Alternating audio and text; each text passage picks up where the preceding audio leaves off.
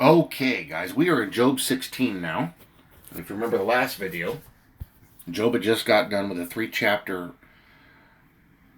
response to his 3 friends who try to covertly blame him for his problems, but then try to speak on behalf of God. Well, Eliphaz responded and just out and out laid into him. I think Job is now much more not so much worried about his situation, but is more worried about why he's being attacked by his friends, and probably more about what's going on in this scenario. And so we are now in Job 16, where Job is going to reproach his pitiless friend Eliphaz, the one that just responded to him. Then Job answered and said, I have heard many such things. Miserable comforters are you all. So he's really getting into him now. Shall words of wind have an end? For what provokes you that you answer? Why are you talking to me and telling me things? What has stirred you up for this? I also could speak as you do, if your soul were in my soul's place. I could heap up words against you and shake my head at you, which is what they are technically doing.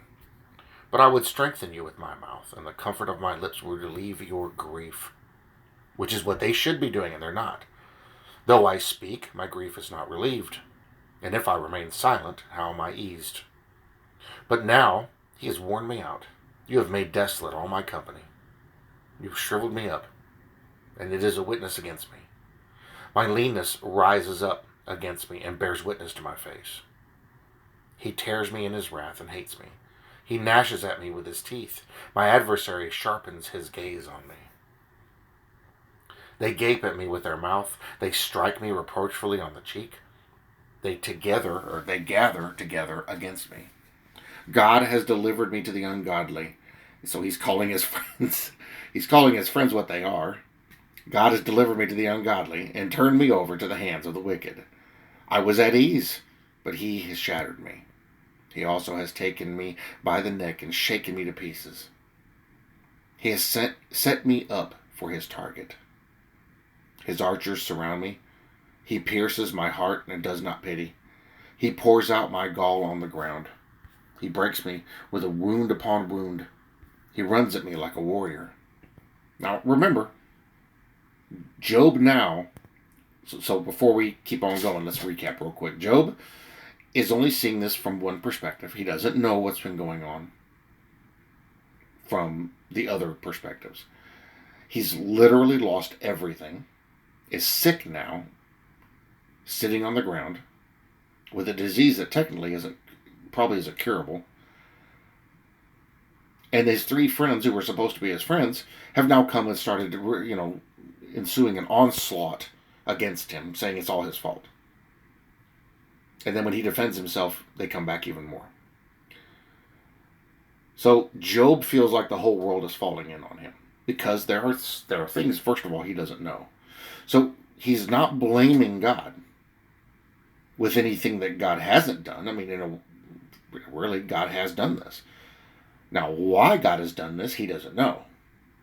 So we have to keep that in mind as we're reading Job when he's talking about the things that God has done to him.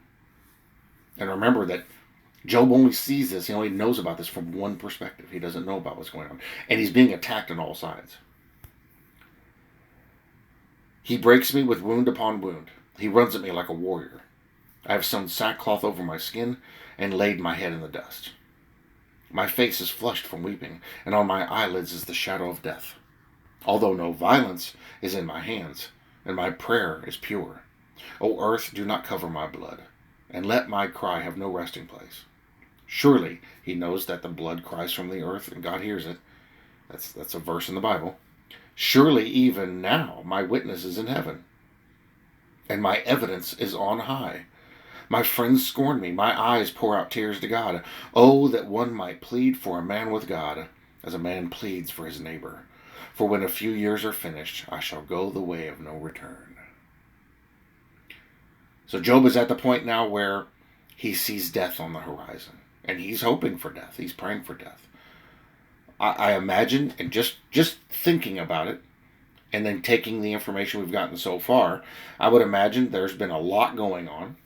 Not just what the Bible tells us, but it maybe there's already been indicators there was stuff possibly happening before that. That Job has been very unhappy. Been faithful, but he really hasn't been happy.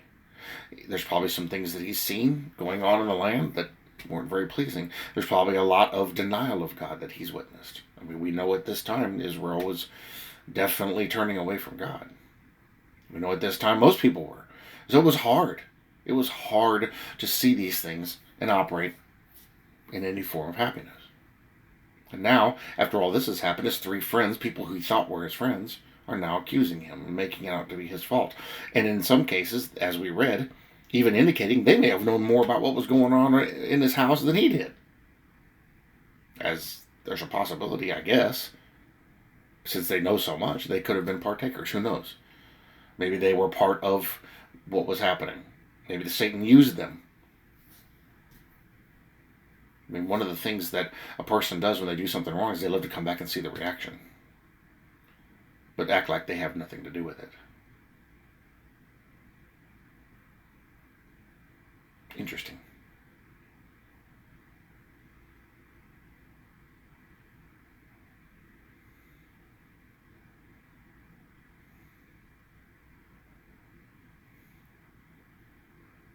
Job is on the receiving end of a lot of grief.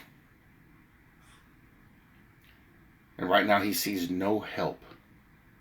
But the one thing that he hasn't done is looked away from God. Constantly he is looking to God more and more. Even if he's complaining, even if he's asking for death, Lord, leave me alone. Lord, be done with me.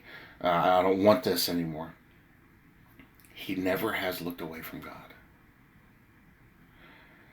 He never has turned his focus. And now, even in this response, even more quickly he goes into talking to the Lord. So Job is faithful. Job is hanging on, but he's tired. And he wants this to be over with. He is suffering and he wants his friends to go away. He doesn't want to have to deal with this anymore. But sadly, he still has to deal with it. Now, this is going to work out in his favor in the end. But he still has to deal with this. But he hasn't turned away from God, which is amazing. So that was Job 16. Tomorrow, or no, day after tomorrow will be Job 17. Job prays for relief. Now he's going to again turn to the Lord.